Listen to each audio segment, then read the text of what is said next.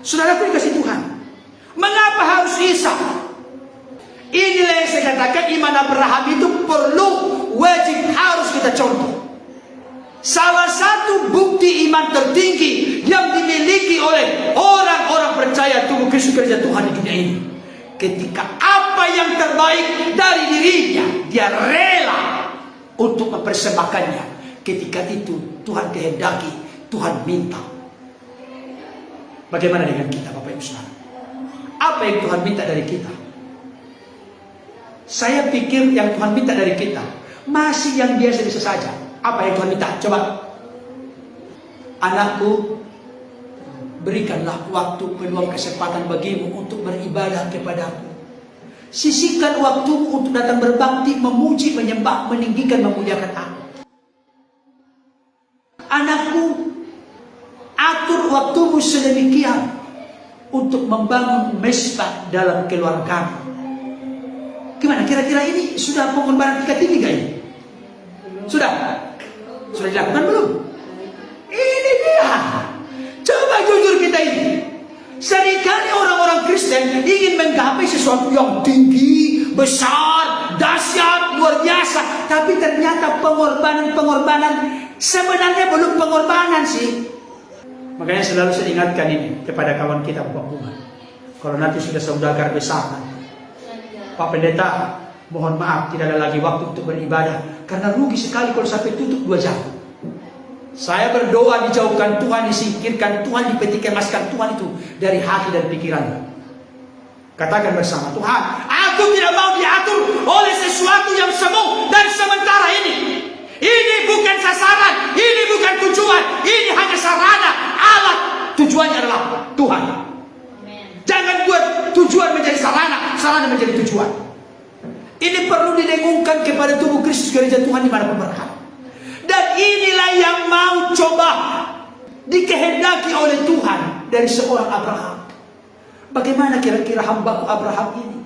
Dia sudah kupanggil keluar dari Ur Kasdim, meninggalkan negerinya, meninggalkan saudara-saudaranya, meninggalkan rumah ibu bapaknya, untuk pergi ke negeri yang akan kutunjukkan kepadanya, itu negeri Kanaan. Di tengah-tengah perjalanan itu suka dan duka dia lewati. Bagaimana? Dengarkan baik. Aku mau Abraham masih tetapkah dia punya komitmen yang terpenting, yang prioritas, yang utama kepadamu? Atau apakah sudah mulai bergeser ketika ada sesuatu yang dia dapatkan? Hal itu membuat dia bergeser dari Tuhan kepada apa yang dia peroleh, apa yang dia dapatkan. Ketika Abraham menjadi kaya, Abraham tidak pernah diuji Tuhan dalam kaitan dengan hartanya. Tapi terkait dengan anaknya yang tunggal, anaknya yang dikasih. Apalagi ini nanti 25 tahun. Bagi Abraham yang paling tinggi adalah anaknya yang dinanti 25 tahun ini. Apalagi kita tahu bersama sesuatu yang dinantikan begitu lama, itu akan sangat kita hargai. Jangan lupa, sesuatu yang dinantikan begitu lama, itu akan dipakai untuk sesuatu yang spesial, sesuatu yang berharga, sesuatu yang sangat luar biasa. Coba lihat, kenapa ada orang-orang bermain judi berkata uang itu panas? Karena mendapatkannya cepat, makanya panas. Panas nggak sempat tinggal di tangan. Tapi coba kalau sesuatu didapatkan dengan harus mencucurkan air mata, dengan perjuangan, bahkan mungkin keseleho, bayangkan, kita akan sangat menghargai itu. Tapi ketika Tuhan meminta, seperti Tuhan meminta Ishak untuk dikorbankan, dengarkan baik. Apakah Abraham menolak dan berdebat dengan Tuhan? Kalau Tuhan meminta sesuatu kepada kita dan kita nilai itu sesuatu yang berharga, apakah kita menolak dan mencoba untuk berdebat dengan Tuhan? Saya katakan kepada Bapak Ibu Saudara, sepanjang yang saya baca, saya hayati, renungkan dari Alkitab, Alkitab tidak pernah membuat bahwa Abraham menolak dan mencoba berdebat dengan Tuhan. Saya mau tanya, Ada banyak nggak orang Kristen sekarang ini yang berdebat dengan Tuhan? Apa kira-kira perkataan orang yang suka berdebat dengan Tuhan? Mengapa begini Tuhan? Mengapa begitu? Kok begini? Masa begini? Udah mulai berdebat dengan Tuhan. Karena Tuhan panjang sabar, berlimpah kasih setia. Coba kalau misalnya kita versi Abraham, ya kita mau apa? Bukankah Tuhan yang berfirman bahwa apa namanya? Sesungguhnya rancangan kepadamu adalah rancangan damai sejahtera, masa depan penuh harapan. Bukankah Tuhan berfirman bahwa Tuhan mencintai, Tuhan mengasihi, panjang sabar, berlimpah kasih setia. Bukankah Tuhan begini? Kita berkorban kepada Tuhan supaya Tuhan bertobat. Bayangkan, bukan kita yang bertobat supaya Tuhan bertobat, kita korbani Tuhan. Bukankah lebih baik begini Tuhan? Aku kasih usul Tuhan, ternakku banyak, minta berapa? Contoh, ternakku 5.000, gak apa-apa, itu aja semua, gak apa-apa. Dia tidak berubah berdebat. Tuhan, bila penting, ini kan istriku sudah cukup tua. Apa dia aja Tuhan? Atau kalau tidak Tuhan, aku tidak tega mengorbankan anakku sendiri. Aku aja Tuhan. Tidak. Saudara kasih Tuhan. Yang ada adalah Abraham tunduk dan taat 100% sepenuhnya. Apa buktinya? Coba kita lihat ayat ketiga. Kapan perintah itu datang? Kalau kita kategorikan ayat ketiga, kapan perintah itu datang? Hari ini, no? Ya kan? Kita kontekskan ke sekarang. Kapan perintah itu datang? Hari ini. Kenapa? Ayat ketiga, 2 ya. Keesokan harinya pagi-pagi bangun Abraham. Perhatikan baik kalimat ini. Keesokan harinya. Kita tidak tahu contoh. Kalau misalnya Tuhan menyuruh Abraham mengambil anaknya yang tunggal yang dikasih supaya dikorbankan di Bukit Moria di tempat yang ditunjukkan Tuhan kepadanya. Itu misalnya hari Selasa. Hari Selasanya jam berapa? Apakah pagi, siang, sore, malam? Oke, kita tidak tahu karena Alkitab tidak menjelaskan. Oke, misalnya siang. Keesokan harinya berarti Selasa. Hari Rabu. Jangan lupa, dengarkan baik. Ketika menaati Tuhan, menaati perintah Tuhan, sekalipun kelihatan berat dan besar, sekalipun kelihatan sukar, mustahil, tidak masuk akal. Saya mau sampaikan, keesokan harinya, pagi-pagi. Naga maksudnya? Halo, Bapak Ibu, naga maksudnya pagi-pagi? Apa maksudnya pagi-pagi? Pagi-pagi maksudnya apa? Keesokan harinya pagi-pagi bangunlah Abraham. Nah, maksudnya perintah Tuhan yang sebenarnya menyayang membuat pilu hati Abraham ini. Dia mau praktikkan, dia mau taati sebagai tindakan imannya. Pagi-pagi benar, dia utamakan, dia prioritaskan perintah Tuhan. Coba kalau kita Coba kalau kita jujur dulu. Kira-kira ngomong apa kan kita? Tuhan, jam 23:59 malam, ini konteks Indonesia ya. Itu kan masih besoknya kan. Paling tidak Tuhan, aku kumpulkan dulu keluargamu. Kami berkabung dulu, kami berduka dulu. Paling tidak Tuhan, detik demi detik, menit demi menit, jam demi jam, jam 6 pagi, jam 7, 1 jam lagi, aku lihat, ku pandang anakku ini. Kulihat lagi. Perhatikan lagi bagaimana matanya, hidungnya, bagaimana. Makanya saya katakan tadi, masuk kepada situasi ini. Kalau kita tidak bisa masuk, kita tidak akan bisa menghayati. Tapi coba, ketika perintah itu sebenarnya tidak masuk akal, memilukan, menyakiti secara manusia, berat dan besar, mustahil tidak masuk akal bagi Abraham. Tapi keesokan harinya, pagi-pagi, dia utamakan menaati Tuhan pagi-pagi. Ngapain dia pagi-pagi? Bangunlah Abraham. Ia memasang pelana keledainya dan memanggil 2 orang bujangnya beserta Ishak anaknya. Ia membelah juga kayu untuk korban bakaran itu. Lalu berangkatlah ia dan pergi ke tempat yang dikatakan Allah kepadanya. Saudara dikasih Tuhan, walaupun pedih dan perih hati Abraham, ia sepenuhnya menaati Tuhan. Tidak ada sama sekali di sini kata-kata membantah dan memohon supaya yang dikorbankan itu bukan Ishak, tetapi yang lain saja. Tidak. Apa yang Tuhan minta dari Abraham, apa yang Tuhan perintahkan dari Abraham, itulah yang Abraham jalankan dan dia lakukan dengan segera.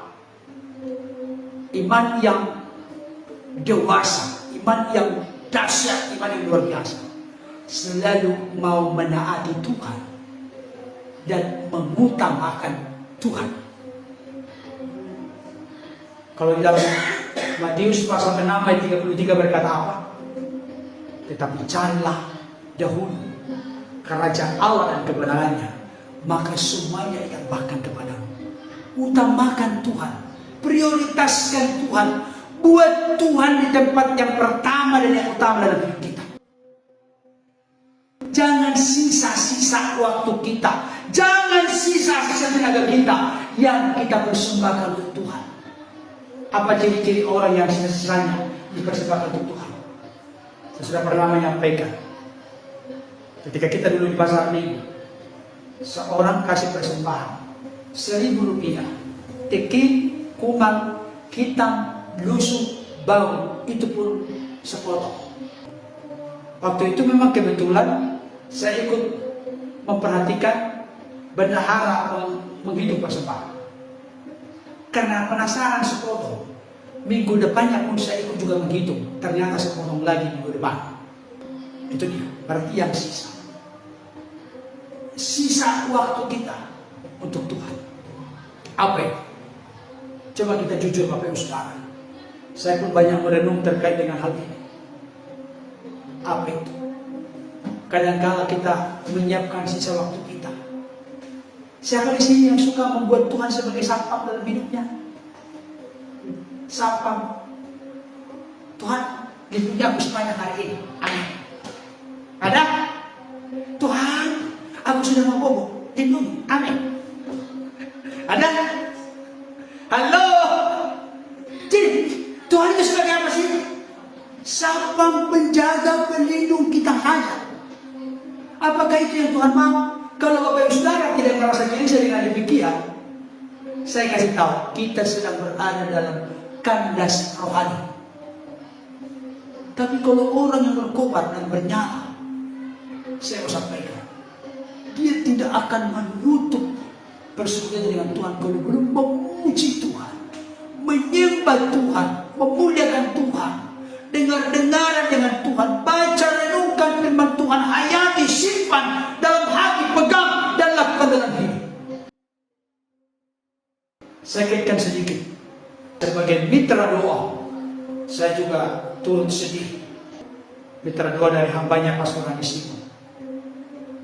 Pelayanan beliau ditutup, tidak boleh lagi mendoakan orang-orang.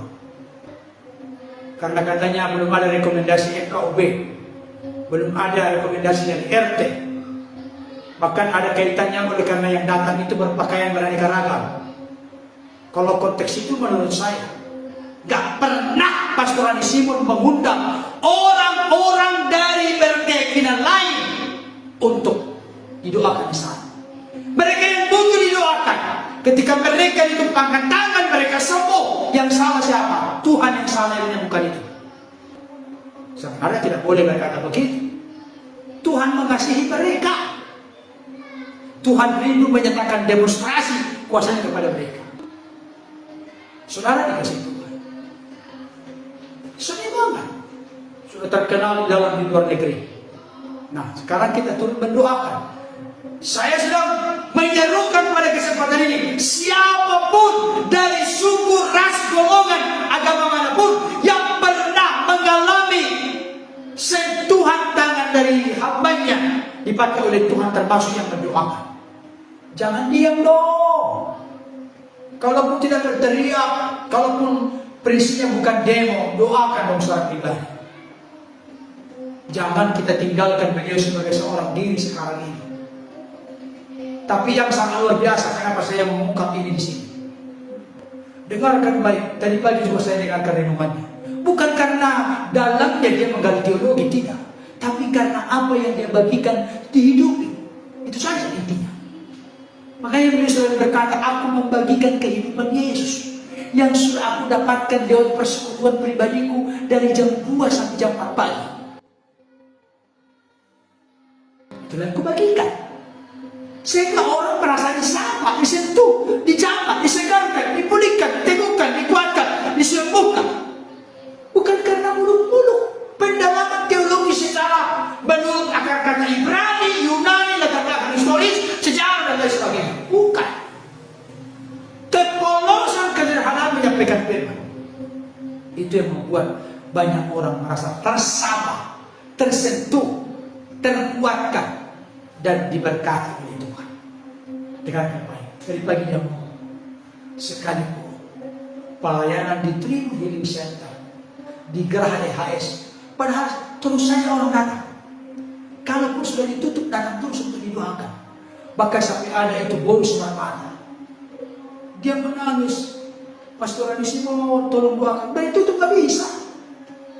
Beliau sangat taat dengan pemerintah. Ketaatan kepada pemerintah adalah ketaatan kepada Tuhan. Karena pemerintah adalah wakil Tuhan. Itu rumusnya dalam Roma pasal 13. Tapi dari pagi dia ngomong, meskipun Geraha EHS masih ditutup, belum ada rekomendasi dari FKUB.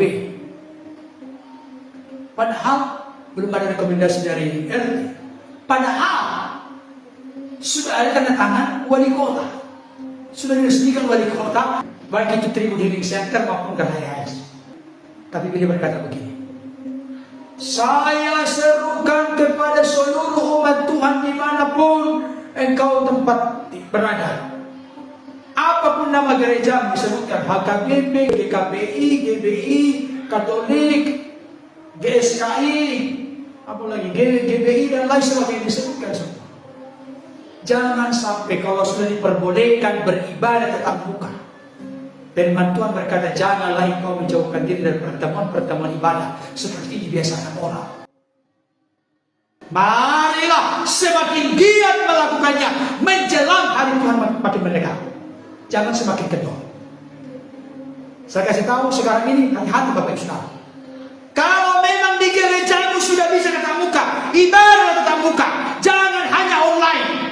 Kenapa? Kehangatan kasih yang kita rasa, pertemuan persinggungan antara iman yang satu dengan yang lain akan menguatkan, membawa sukacita dalam hidup kita bersama. Itu namanya persekutuan. Kalau online kan dibatasi oleh layar. Beliau berkata begini, karena memang di tempat kami belum ada ibadah. Nanti saya bersama dengan keluarga saya, kami akan beribadah karena Tuhan tuntun kami. Jadi beribadah ke tempat lain, bayangkan. Dan puji Tuhan, minggu lalu dia pergi ke GPIB. Lupa saya GPIB apa namanya. Puji Tuhan, hamba Tuhan di sana itu memberikan kehormatan kepada beliau untuk bersaksi. Kami undang dengan hormat hambanya terkasih Pastor Andi Simon untuk memberikan wejangan, nasihat, masukan kepada kita. Kalaupun tidak di mimbar, bagi dia nggak masalah. Yang penting saya beribadah. Tapi ternyata diberi kesempatan, dia sana. Sekalipun tidak di mimbar, dia di bawah. Dia kasih masukan. Baik Bapak Ibu Saudara. Tapi dengarkan baik. Sekalipun begitu berat dan besar tentang bagi dia, ibarat ikan sedang keluar dari air sekarang. Beliau punya moto, aku hadir untuk menjadi sahabat bagi orang-orang sakit. Ternyata sahabat-sahabatnya sekarang membutuhkan dukungan doa, tapi dia tidak bisa berdoa. Kita berdoa supaya Tuhan buka jalan, ini boleh kembali terbuka. Tapi yang jelas, dengarkan baik. Sekalipun berat dan besar pergumulan yang dihadapi oleh hambanya Pastor Andi Simon dan tim, tapi mereka tidak pernah lalai abai membangun relasi persekutuan, keintiman, kedekatan dengan Tuhan. Bagaimana dengan kita? Apa pergumulan kita? Pak Pendeta batuk-batuk dikit, alhamdulillah Tuhan mengertilah akan daku. Kan dia begitu kita. Dikit-dikit langsung mengerti akan daku. Coba kita dulu berpikir mulai sekarang, Tuhan aku mau mengerti akan Engkau dan isi hatimu. Apa maumu, apa kehendakmu, apa yang Engkau senang itu aku lakukan. Aku siap Tuhan. Mau demikian, amin? Atau gimana? Kita mau kembangkan, mengertilah akan daku. Halo? Sudah terlalu banyak Tuhan mengerti akan kita, Bapak Ibu Saudara. Tanpa keraguan sedikit pun, Abraham melangkah menuju Bukit Moria, ladang atau tempat pembantaian untuk anak tunggalnya yang amat dikasihinya. Saya dramatisir kembali. Coba kita bisa bayangkan apa yang terjadi selama perjalanan itu. Coba kita bayangkan. Bisa dibayangkan apa yang terjadi selama perjalanan menuju Bukit Moria. Bahkan dikatakan setelah 3 hari perjalanan baru nyampe lah mereka. Berarti dekat atau jauh? Jauh. Sepanjang perjalanan ada nggak mungkin kira-kira mereka itu begini? Apalagi umur anak remaja. Kira-kira anak remaja itu biasanya, apalagi anak kita yang kecil yang menuju remaja, biasanya banyak apa? Banyak bertanya, banyak ngomong. Inilah, itulah, apalah, semuanya. Kok aku keluar dari perut mama? Caranya bagaimana? Macam-macam pertanyaan. Bayangkan. Coba Ishak sepanjang jalan, memang dia juga bertanya ada dalam Alkitab. Ini kayu bakar sudah ada, api sudah ada, di manakah korban bakaran itu? Abraham katakan apa? Nanti Tuhan yang akan menyediakannya anakku. Tapi sebenarnya kalau terbuka, nggak tega dia ngomong. Nanti Tuhan menyediakan. Memang benar nanti Tuhan menyediakan. Ada katanya di situ kan tersangkut dengan belukar kan. Akhirnya terjadi itu dipersembahkan. Memang benar perkataan itu doa. Perkataan itu bagian dari nubuat dan iman kepada kita. Nanti Tuhan akan menyediakannya. Yang kedua, Abraham berkata begini. Hei, engkau hambaku, bujangku yang 2 orang, tinggallah di sini. Nanti kami akan kembali. Benar nggak kata kami? Nanti saya nggak mungkin secara perintah dari Tuhan nggak mungkin dong. Karena mau dikorbankan berarti mati dong. Berarti yang benar sebenarnya apa? Nanti aku akan kembali. Tapi kata-katanya nanti kami akan kembali. Bayangkan, kami maksudnya siapa? Berdua. Abraham dan Ishak. Saudaraku yang dikasihi Tuhan, sepanjang perjalanan Ishak pasti bertanya, Pak, kita mau kemana ini? Mengapa mau kau bakar? Mana hewan yang mau dikorbankan itu? Tentu tidak cukup sekali. Pasti berkali-kali, berulang kali Ishak yang masih remaja itu bertanya kepada ayahnya. Apa kira-kira yang jawab Abraham? Bagaimana perasaan dan hati Abraham saat anaknya bertanya kepadanya? Bahasanya, bagai belati menghujam berulang kali, menusuk ulu hatinya. Ketika anak yang dikasihinya, anak yang dinanti dengan begitu lama 25 tahun ini, bertanya hal-hal yang makin membuat dia tersayat dan pilu hati. Saudara yang dikasihi Tuhan, ketika misalnya Abraham itu jujur, anakku. Coba. Kadang-kala Bapak Ibu Saudara, kita perlu ada strategi menyampaikan sebuah kebenaran. Misalnya contoh, anakku, tenang sajalah. Kau yang disuruh Tuhan untuk kukorbankan menjadi korban bakaran. Itulah kata-kata. Kelihatannya jujur, tapi bagian di belakangnya ada indikasi petunjuk frustrasi. Tuhan akan menyediakan. Itu bahasa dia. Saudaraku dikasihi Tuhan, iman Abraham kepada Tuhan, hal itulah yang membuat dia taat sepenuhnya kepada Tuhan. Ini kuncinya. Iman Abraham kepada Tuhan, hal itulah yang membuat dia taat kepada Tuhan. Jadi dengarkan Bapak Saudara, kalau ada gereja Tuhan, orang-orang percaya, tubuh Kristus berkata bahwa dia punya iman kepada Tuhan, tapi selalu memberontak, selalu membangkang, selalu melawan Tuhan, selalu menjauh dari Tuhan, melakukan apa yang dia suka untuk dia lakukan. Saya kasih tahu, orang itu tidak benar punya iman yang bertumbuh, iman yang dewasa, iman yang benar. Iman yang benar selalu menuntut kita, mengarahkan kita untuk taat, bukan sebagian, bukan 3/4, bukan setengah, tapi sepenuhnya kepada Tuhan. Jadi tidak main-main ketika kitab Ibrani berkata iman adalah dasar dari segala sesuatu yang kita harapkan dan bukti dari segala sesuatu yang tidak kita lihat. Tanpa iman tidak mungkin orang berkenan kepada Allah. Tapi jangan lupa iman timbul dari pendengaran, dan pendengaran akan firman Kristus. Mari bertumbuhlah terus dalam iman. Tidak bisa dipisahkan antara iman dengan ketaatan. Kalau orang taat, sebenarnya dia sedang beriman. Makanya Yesus pernah berkata kepada murid-muridnya, mengapa engkau takut, hai engkau yang tidak percaya? Takut itu bagian dari kita tidak berani melakukan sesuatu atau tidak berani menghadapi kenyataan. Kita akan mencari kambing hitam, bukan kambing kuning. Saudara yang dikasihi Tuhan, ada seorang anak Tuhan bernama Corrie ten Boom. Ini orang Inggris, bahasa Indonesia saya baca ya. Iman melihat yang tidak kelihatan, percaya yang mustahil, dan menerima yang tidak mungkin. Saudara kembali, Corrie ten Boom.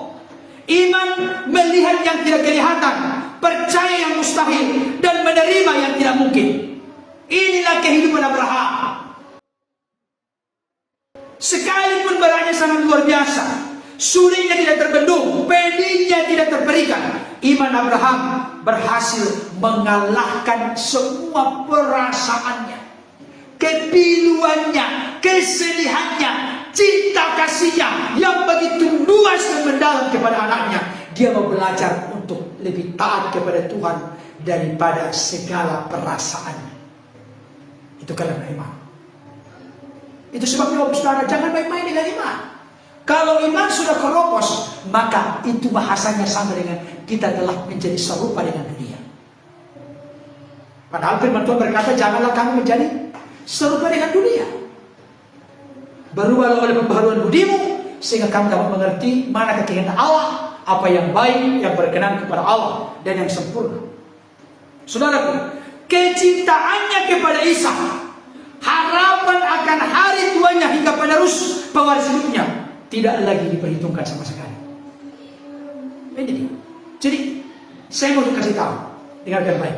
Ketika iman kita makin bertumbuh, iman kita makin dewasa, iman kita makin meningkat, saya kasih tahu, kita akan berkata pada kesimpulan akhirnya, Kaulah segalanya Tuhan. Bahasa lainnya dari lagu yang sering kita nyanyikan, begitu bagus lagu itu, diciptakan oleh hambanya pendeta Dr. Erastus Sabtono. Apa itu?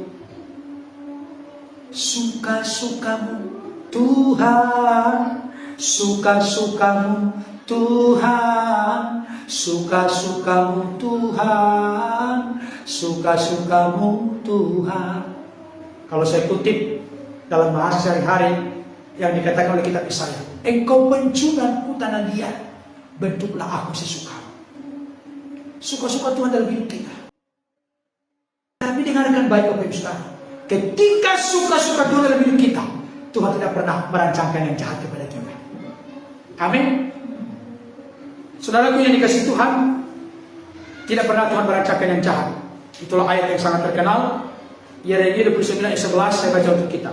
Sebab aku ini mengetahui rancangan-rancangan apa yang ada padamu mengenai kamu, demikianlah firman Tuhan, yaitu rancangan damai sejahtera dan bukan rancangan kecelakaan, untuk memberikan kepadamu hari depan yang penuh dengan harapan.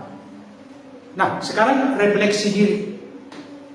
Bagaimana berjalan hidup kita saat ini Bapak Ibu Saudara?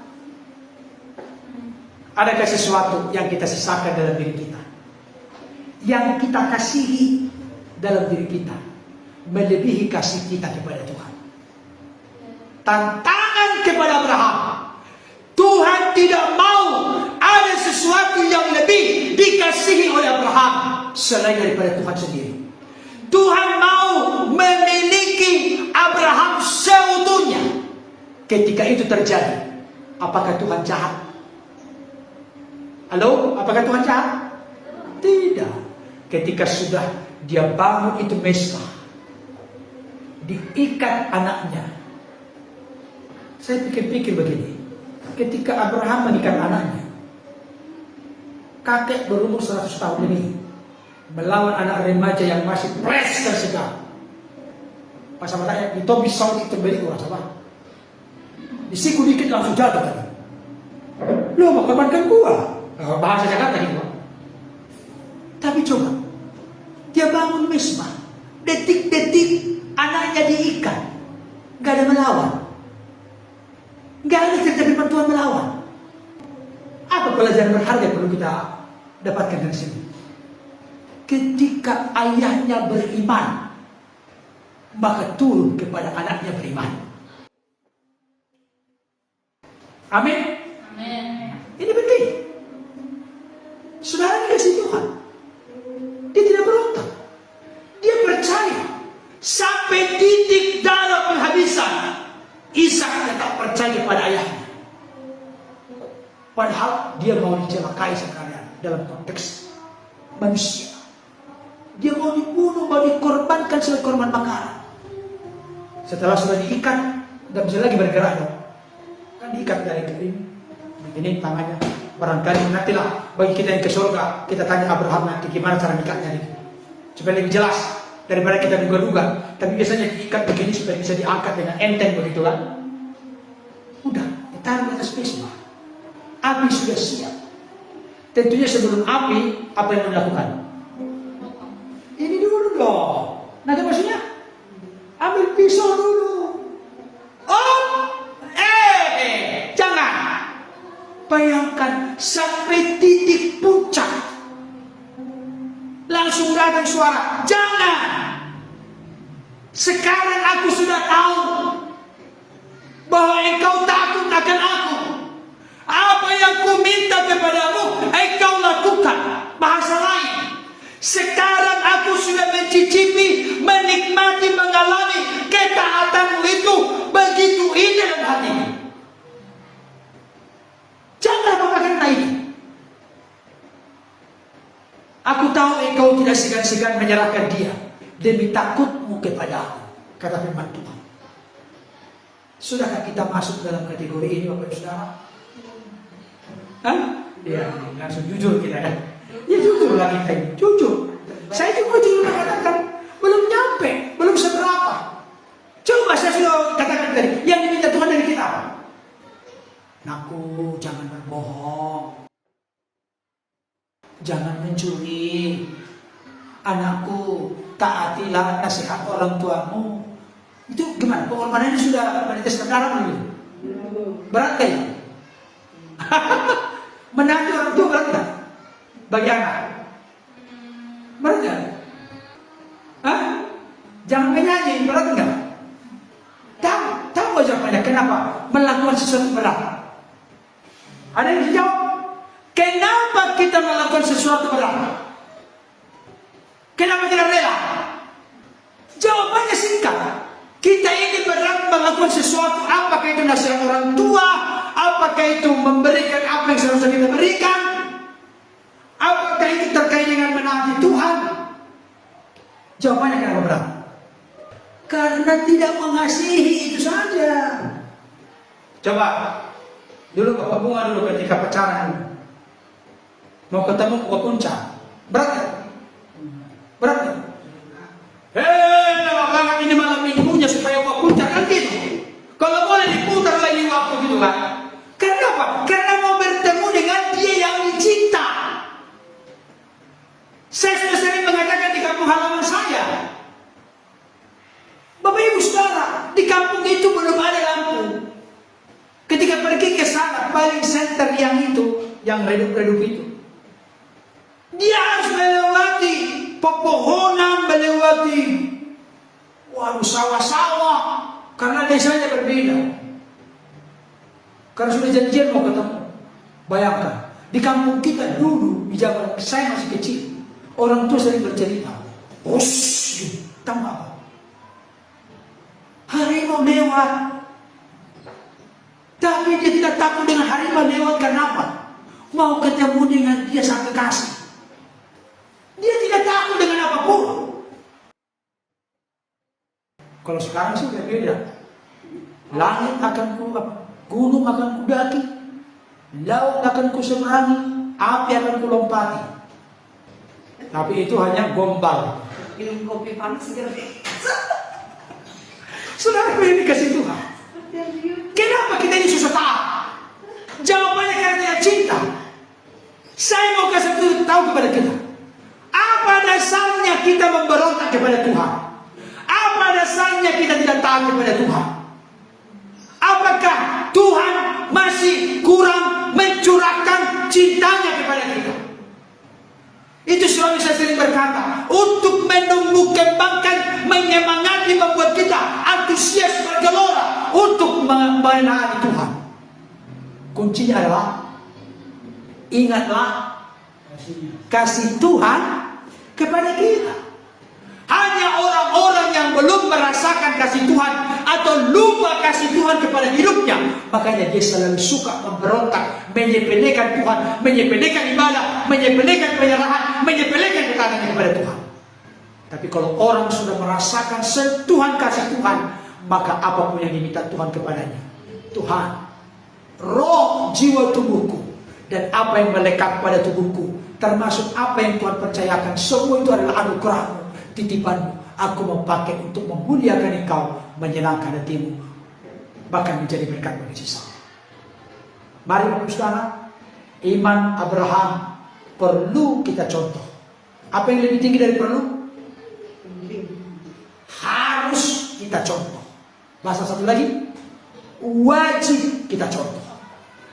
Kalau kita belum sampai kepada pengalaman iman Abraham, dan saya kasih tahu, ada seorang penafsir mengatakan, ayat inilah yang menunjukkan sampai di kitab Yakobus nanti disebut Abraham itu sahabat Allah.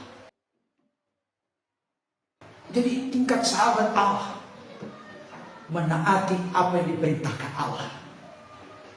Kalau kita belum sampai kepada tataran menaati apa yang Tuhan perintahkan, berarti kita masih belum begitu terang jelas persahabatan kita dengan Tuhan. Mari tumbuhkan kasih kita kepada Tuhan, sehingga kita taat melakukan apapun yang Tuhan minta dari hidup kita. Jangan setengah-setengah dalam mengasihi Tuhan.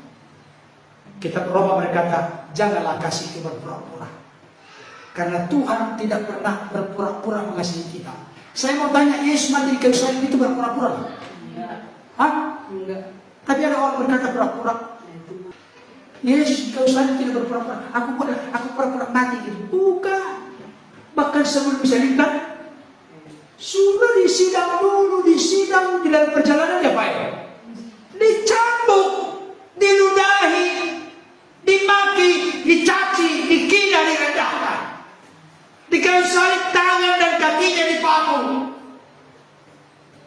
Kemarin ini putri saya si Casey kejepit pintu.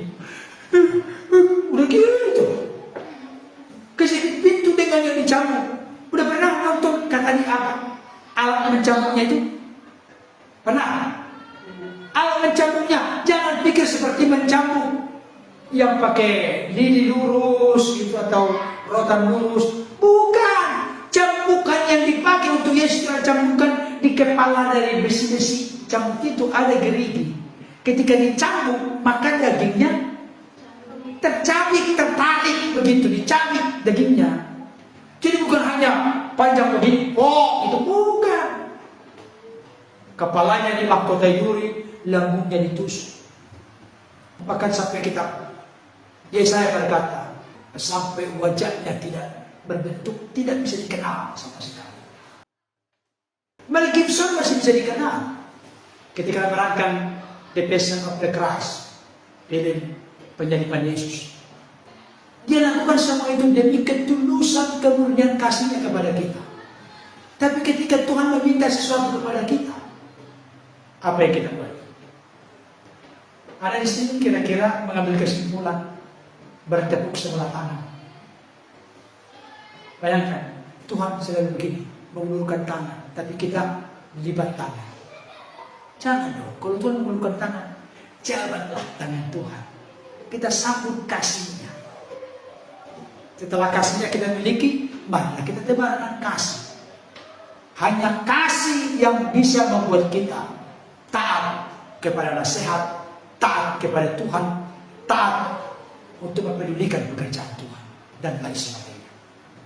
Karena kebenaran firman ini menjadi berkat bagi kita, Tuhan Yesus memberkati.